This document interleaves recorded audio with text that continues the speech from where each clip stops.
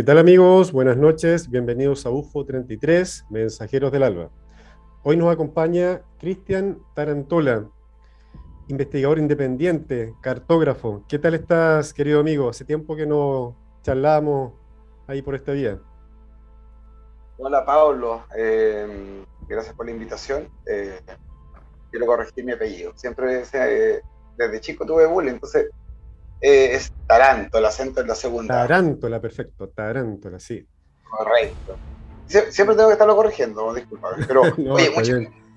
muchísimas gracias por la invitación y qué rico poder hablar de los temas que, que uno domina para el despertar de conciencia, que ya estamos en los tiempos, estamos como en una recta final. Entonces, es súper importante siempre sensibilizar las conciencias. Ya como que no queda mucho tiempo, pero siempre es importante entregar mensajes para que la gente pueda eh, entender, recapacitar eso. Pero agradezco tu invitación. Ok, pues Cristian, de nada. Se agradece igual por acá porque es rico encontrarse con gente igual a uno, ya que están como en la misma frecuencia, en la misma onda de buscar la verdad. Bueno, vamos a decir que Cristian en este momento, tú Cristian, ¿dónde estás ubicado para que la gente sepa? Estoy en la costa pacífica de Taltal. Tal, tal. Pero tú, Eso queda a 250 kilómetros al sur de Antofagasta.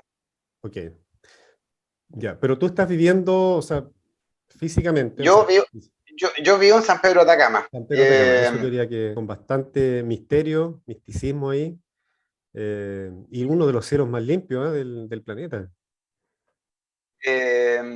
Sí, fíjate, pero no cambio los cielos de San Pedro de Atacama. Igual acá estamos entre la costa y la cordillera de la costa, que está a 2100 metros de altura y ahí está Paranal.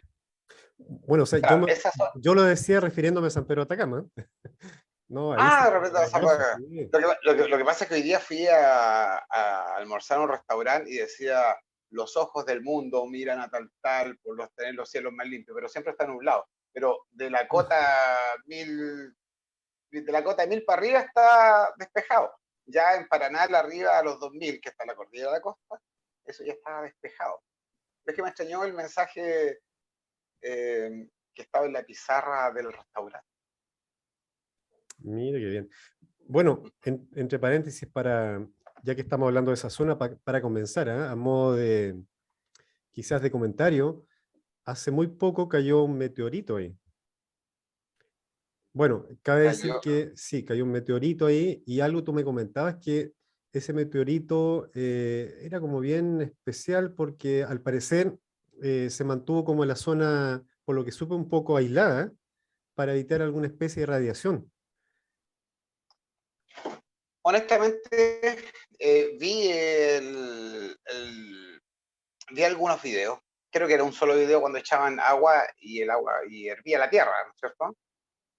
Ese, cuando Sí, sí, estaban raspando. exactamente, Bueno, sí, yo ese mismo, sí. vi ese video, es lo único, y no lo vi completo en realidad. Pero en esa zona, que cerca de Peine, cayó al sur del Salar de Atacama. Y en esa zona está también el cráter de Monturaqui, que es uno, ¿lo has escuchado, Pablo? No, Monturaqui. no, no, no, no. El cráter de Monturaqui debe tener unos 100 metros de diámetro y es accesible al lugar, pero está muy malo el camino. Eso queda al sur del Salar de Atacama, cerca de Imilac, camino al Yuyayaco. Hay una línea de tren por ahí, pero en esa zona cayó un asteroide. Esto ya no son meteoritos, son asteroides, pero no, yo no sé del tiempo que fue.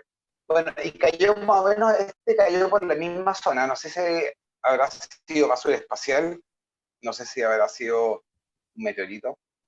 Lo que pasa es que los meteoritos cuando caen no se entierran, sino que rebotan. Es como cuando tiráis una piedra al barro y queda enterrado en el barro. Así quedan los meteoritos. Y, Ah, ok, se, ok, y ok. cuando el meteorito entra, cuando el meteorito entra a la atmósfera, se parte, se divide. Se Entonces, cuando tú desintegra. encuentras un pedazo de meteorito, se desintegra. Entonces, cuando haces un descubrimiento de un meteorito, lo tienes, ojalá andar con un GPS, hacer un levantamiento. Y si te gusta el tema de los meteoritos, tienes que hacer un barrido en el diámetro de algunos kilómetros alrededor del meteorito, y siempre vas a encontrar los fragmentos del mismo meteorito. Y luego, después de hacer los levantamientos, lo metes al programa y puedes ver de qué lado vino y puedes saber la trayectoria de qué parte de la galaxia viene. Mira, interesante. Entre paréntesis, tengo una amiga que se llama Ana, que es del grupo de UFO Experience, y ella tiene un meteorito que se lo regaló su padre, entre paréntesis le mando un saludo a ella. Y es bien curioso ese meteorito porque según la época del año cambia de color. Mira, yo no sé si están cayendo otros meteoritos, pero ahora último he escuchado de hartos asteroides que están pasando cerca del planeta. Curiosamente, cuando estuve en Coyhaique el año 2007, voy saliendo de la casa y veo del tamaño de mi geme un cometa, y era el cometa Magnau, que iba pasando a 100 millones de kilómetros entre la Tierra y el Sol. La unidad astronómica son 150 millones, y este estaba paseando a 100 millones de la Tierra. Entonces se vio el hemisferio sur, la gente de la Patagonia vio ese cometa. Y, y se vio durante 2 semanas.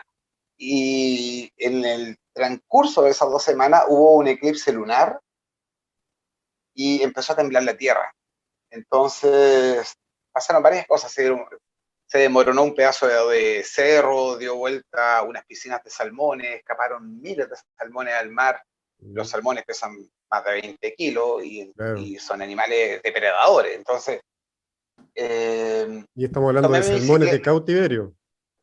de cautiverio, exacto. Claro. Entonces, tomé la bicicleta y me fui a recorrer, me devolví, o sea, recorrí la parte de la carretera austral del lago General Carrera hasta Chaitén, tomé el barco Alejandrina, crucé a Anquelmó y seguí pedaleando. Cuando llego a Talca estuve un mes y luego me vine pedaleando hasta San Pedro de Atacama, y llego a San Pedro, allí había hecho erupción el Chaitén. Entonces, creo que el cometa, el eclipse lunar, los temblores. Bueno, yo, Cristian, lo conocí, fue algo bien coincidente, ¿eh? Porque yo empecé a averiguar más acerca del ladrillado. Ya, yo no lo conocía hasta 2, 3 años atrás, 3 años atrás. Y la verdad que me cautivó el ladrillado y empecé a viajar mucho a esa zona. ¿Ya? Y de hecho recorrí toda la ruta ufológica. Ya. Y, y bueno, y en eso, ese tanto, ahí nos conocimos por internet, qué sé yo, y supe que Cristian había hecho unos estudios ya en el ladrillado.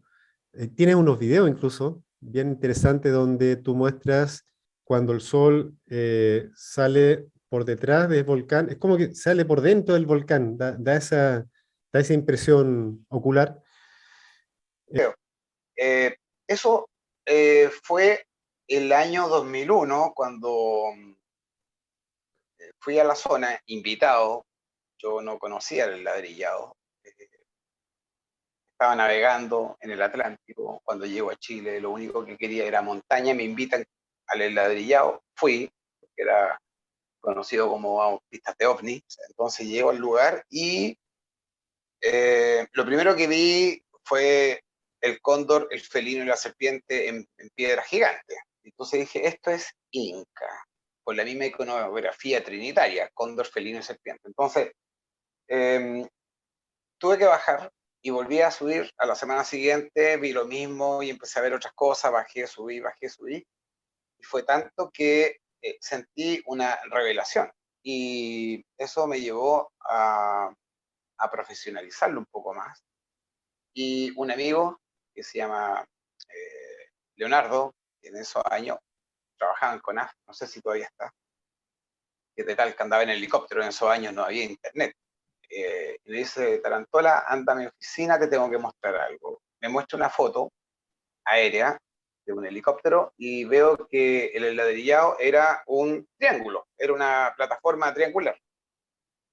Le dije, pásame la fotografía, le saqué una copia a la foto y voy al ladrillado y me paro en la punta del triángulo.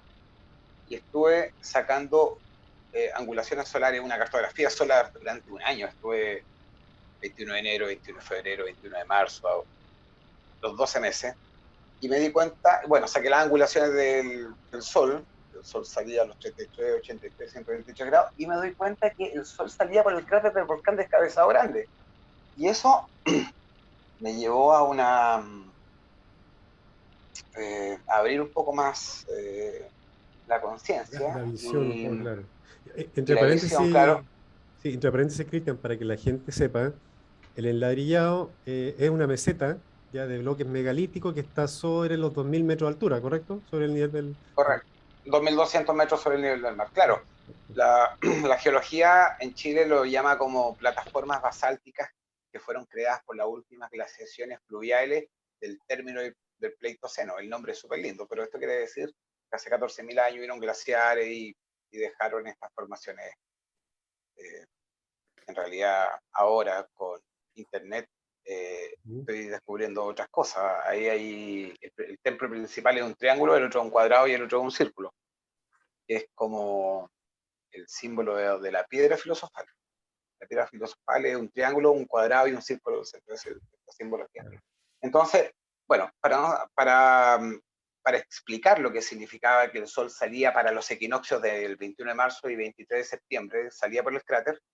Claro, el Sol sale 21 de junio, julio, agosto, septiembre, octubre, noviembre, diciembre, enero, febrero, marzo, abril, mayo. Entonces, en marzo y septiembre, el Sol sale por la misma parte. Lo que significa que la Pachamama, la Madre Tierra, está pariendo al Sol en esa fecha, porque se equilibra el día y la noche, 12 horas de día y 12 horas de noche. Entonces, cuando el Sol pasa para allá, siembras. Cuando pasa de vuelta, cosechas. Y la cosmovisión y cosmogonía del lugar lo muestra como un calendario agrícola. Esos son como los últimos análisis que he hecho del ladrillado.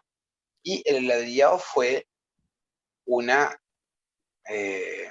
un puerto marítimo de una civilización antidiluviana. Entonces, yo recorrí en bicicleta algunos países del Tahuantinsuyo haciendo una investigación y una metodología propia de los fósiles marinos. Entonces, parto en Bolivia, que los fósiles están a 4.000 metros, en San Pedro de Atacama están a 3.200, en México, en Talca están a 1.800, en Coyhaique están a 500 metros. Entonces, Ah, si tú sí, te das cuenta, como a la altura de Tahuanaco, puede ser, claro, ¿no? De ahí va bajando. claro, Tiahuanaco tiene los tres templos, el templete, Calasasaya y Acapana y el Pumapunku. Puma Punku. Pumapunku es, es el puerto del Puma, ¿Sí? Sí, sí. lo que significaba que es un puerto marítimo. Entonces, la línea de artrópodos marinos o fósiles está así, ¿ya? Si tú bajas la placa sudamericana y lo dejas a la misma línea de los fósiles, desaparece Chile, desaparecen todos los países costeros.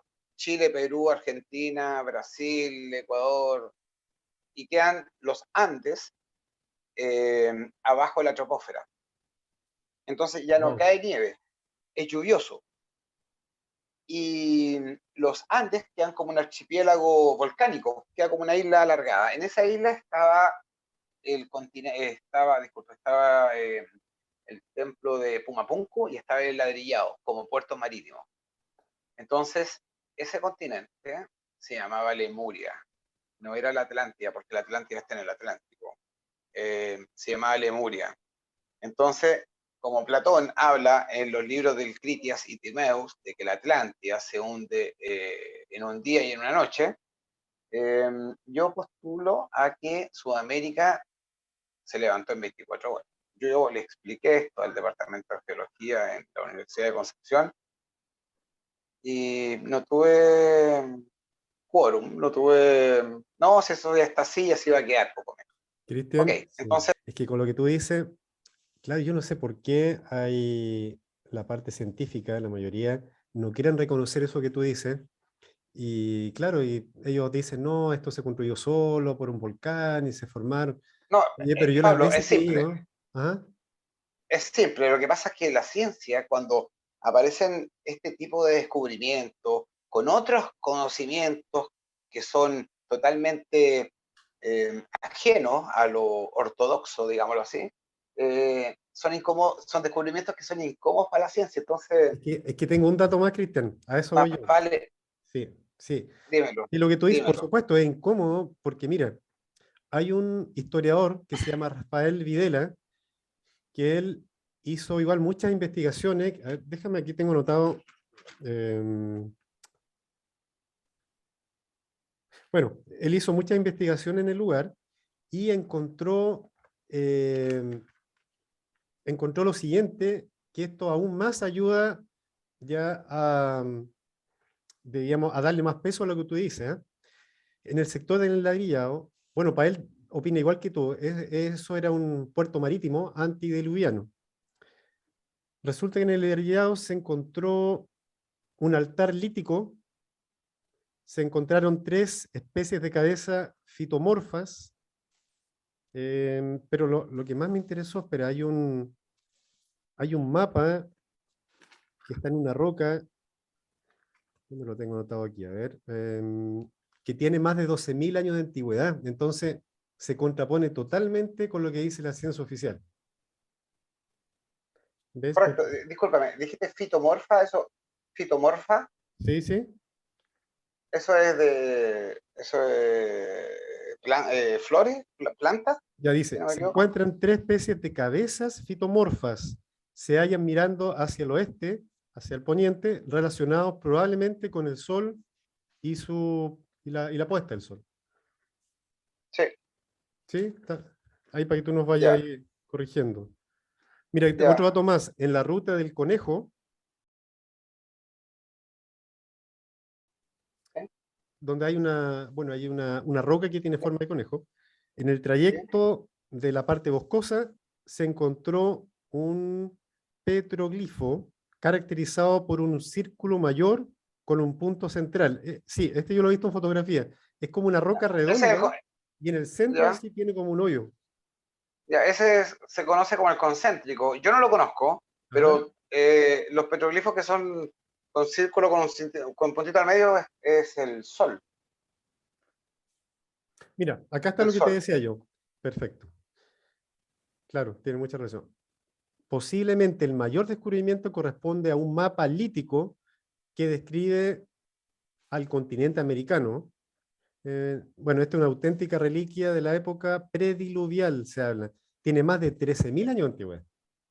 Ya, Claro, 13.000 años de antigüedad. Entonces, yo que no sé mucho, no me manejo como tú, o sea, no me vengan a decir los científicos que no, que el ladrillado se formó solo, o sea, con todas estas pruebas que se encontraron en el mismo sector, o sea, es evidente que eso fue construido. Yo tengo sí. fotos, Cristian, de los bloques, pero perfecto, de una perfección, como que fueron tallados perfectamente. O sea, es imposible que eso se formó solo, o en forma natural. Eso nunca se formó solo. Claro. Mira, mira, lo que pasa es que cuando encuentro esta iconografía trinitaria en el ladrillado, me tuve que meter a leer la historia de Chile, la historia de la expansión inca, etcétera. Entonces, me di cuenta que el ladrillado está autodestruido por los propios incas. Lo que pasa es que ahí ya no metemos en la historia cuando Atahualpa es prisionero de Pizarro y Almagro en Perú. Tuvieron que pedir el rescate del oro. Eso lo dice la historia. Entonces llega el oro del Tahuantinsuyo, del Kunti suyo, Anti suyo, Chincha suyo, y el oro del Colla suyo, que es del extremo del Maule, no alcanzó a llegar al rescate. Entonces ya habían matado a Atahualpa y se tuvieron que devolver con ese oro. Y ese oro está perdido. Hay una historia de un oro perdido. Entonces, cuando Almagro descubre Chile, lo descubre por el sur de Copiapó, por la ruta de los conquistadores, por la huella inca buscando oro. Entonces llega hasta el Maule, se encuentra con los gatos monteses, que eran los araucanos, los que le llamaban los gatos monteses, los mapuches, y eh, los incas autodestruyeron el enladrillado, porque si tú te das cuenta, en esa meseta todos los bloques están hacia afuera, no están hacia adentro, están hacia afuera. Entonces, si tú colocas piedras así, que era como una plataforma, si tú empujas esas piedras, aunque sean cuadradas, en la pendiente van a rodar, pero está todo como ordenadito, así como ordenadito. Está, Sí, sí. por todo el perimetral de esta plataforma triangular están las piedras, no hay ninguna piedra adentro. Pero las piedras que están adentro están en otra plataforma, y esas piedras son las primeras que analicé, y ahí encontré el templo de la fertilidad. Entonces, el ladrillado, que es la parte principal, tiene el templo del sol, el templo de la fertilidad, el templo de la luna y de la estrella, que son otros templos que están en esa misma meseta arriba. Ah, bueno, para explicártelo de adelante, cuando el sol salía por detrás del volcán, me di cuenta que la punta del ladrillado tenía, saqué la brújula y durante ese año me di cuenta que la brújula tenía variaciones magnéticas distintas. Tenía variaciones desde el norte, la brújula te marca el norte, pero cuando yo me colocaba en la punta del triángulo, me lo marcaba hacia la puesta de sol, hacia el este. Y en otras fechas del año me marcaba 180, o sea que hay una variación magnética en la punta Sí. del ladrillado. Y eso eh, me llevó al análisis de que cuando el sol sale por el cráter del volcán, que son los rayos más puros, atraviesan esa línea y llegan a esta puerta, que es la punta del triángulo, y con la variación magnética y con la alineación solar es como se abren los portales. De por sí, en el ladrillado, o sea, los que saben, se siente una energía especial, ¿eh? Y lo curioso es la cantidad de avistamientos que hay en esa zona. Yo tengo Mira, muchas grabaciones eh, de ovnis. mira, yo creo que a mí me sacaron de allá de la zona porque estaba a punto de hacer un gran descubrimiento y a mí me echaron de un portal. Eh, Durante ese tiempo que estaba en Talca, desencripté un código oculto en la naturaleza. Cuando empecé a sacar las cartografías solar de los solsticios y los equinoccios, empezaron a aparecer números. Me empezó a dar números sagrados, que son los mismos números de Tesla, el 3, el 6 y el 9. Y, y empecé a descifrar un, una llave, un código oculto, sobrenatural, secreto, que tiene la naturaleza. Entonces, cuando empecé a ver esa forma de ver la naturaleza, empecé a darme cuenta y empecé a leer las simbologías de la naturaleza. Y para mí es muy fácil ver un portal. Hay portales en todas partes. En todas partes hay portales. En la cumbre del Cerro Peine, eh, detrás de un hotel que se quemó, la piscina, la Laguna de los Patos, Salto del Toro, la Laguna Encantada. También hay un portal ahí, pero son portales que te llevan al lado oscuro. Porque hay dos tipos de portales. Hay portales que te llevan para ese lado y hay otros portales que te llevan a planos etéreos dimensionales que son elevados, pero te llevan también al lado oscuro. Y cuando encuentres un portal, no lo cruces a no ser que seas invitado. Esa es la recomendación. Entonces, Específicamente, bueno, disculpa, ¿ese portal en qué lugar está específicamente? Como para tener una idea. están entre, mm, está entre las dos cascadas. Es que hay tres cascadas: la piscina Laguna de los Patos, Laguna Encantada y Salto del Toro. Ah, Entonces ok. está en la piscina del medio. Ok. Bueno, aparecen estos códigos. Que se ve el portal, la entrada es un león con una corona, un león que está de perfil, que comparte con otro perfil que es un ser invertido. Tú la naturaleza la tienes que leer al revés. O sea, cuando tú sacas la foto, tienes que tomar la foto y tienes que invertir la foto para hacer lectura. Depende, pero la naturaleza se ve de distintos ángulos. Entonces, eh, aparecen estos portales con simbologías, y frente a los portales hay unos tronos. Aparecen tronos en la naturaleza, que cuando tú estás sentado en un trono, desde ese punto se ve todo anamórfico, que es donde tú estás parado, estás sentado en un trono y desde el trono ves toda la naturaleza así. Si tú te paras del trono, pasa esto. Tienes que estar sentado en el trono para que la naturaleza se calibre.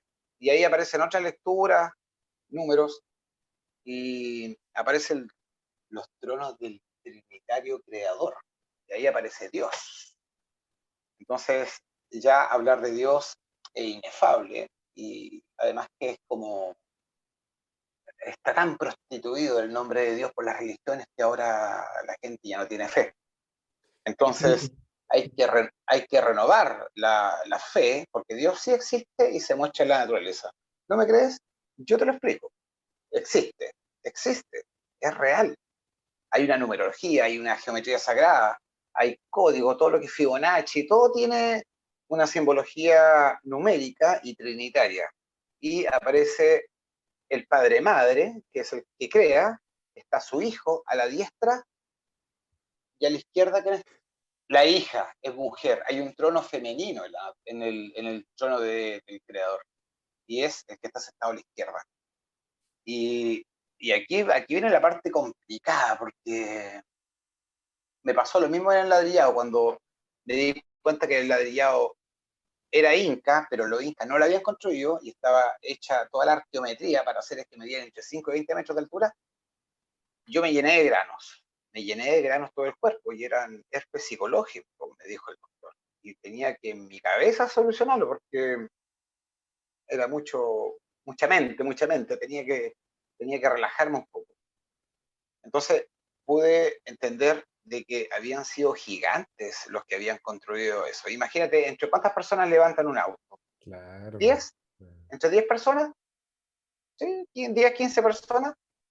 ¿Entre cuántos gigantes levantan un auto? Un gigante de 20 metros. Una, seguramente, o dos. Uno te levanta dos autos, uno con cada mano, por decir. Claro. Entonces, Claro, la fuerza de seis. y estamos hablando no de algo de fantasía, o sea, los gigantes A existieron, eso voy, hay pruebas a de eso voy, eso. Bueno, aquí a Cristian eso voy. tiene, en Atacama tú has encontrado huellas de gigantes, oye, son pero espectaculares las Sí, sí, fotografías, ¿eh? sí. Lo que Increíbles. pasa es que para allá voy. Lo que pasa es que cuando aparecen los gigantes, eh, cambia la estructura espiritual, filosófica, y tenéis que aceptarlo. Entonces, cuando te dicen el cliché del 2 más 2 es 4 y el resultado es 4, es 4. Entonces, aparecen los resultados de la naturaleza y tenéis que aceptarlo. Y cuando lo aceptas, después tienes respuestas más simples. Entonces, después podéis entender un montón de otras cosas, pero tenéis que aceptar verdades que son ocultas o que nos ocultaron. Entonces, cuando tú aceptas esas verdades, ya podéis tener, ya te metes en otra conciencia, en otro universo, que te muestra otras respuestas, que después tienes que cruzar otras puertas. Entonces, no te puedes quedar pegado Sí. en lo cuadrado, en la Es que religión, lo que porque la decía religión. yo, sí, cuando encuentras una verdad, vas a encontrar más verdad al final, o sea, a veces Sí, pero a uno, claro, le pueden decir hoy que eres conspiranoico, en todo, dice. Pero no, lo que pasa es que cuando no, tú no. encuentras algo, se te abren más puertas, o sea, empiezas a cuestionar más cosas, a buscar más información y descubres cosas como la que tú me estás nombrando. Tenéis que aceptar la verdad. La Sí, verdad se tiene que aceptar, porque es la única forma de continuar. Yo me quedé estancado como 6 meses porque no podía meterme en la cabeza el tema de los gigantes. Entonces tuve que meterme a la Biblia, a Génesis 6, tuve que meterme a David y Goliat, etcétera. Tuve que leer todo lo relacionado a gigantes. Entonces, la mitología de las creaciones, todas tienen gigantes. El Popol Vuh, etcétera. Todas.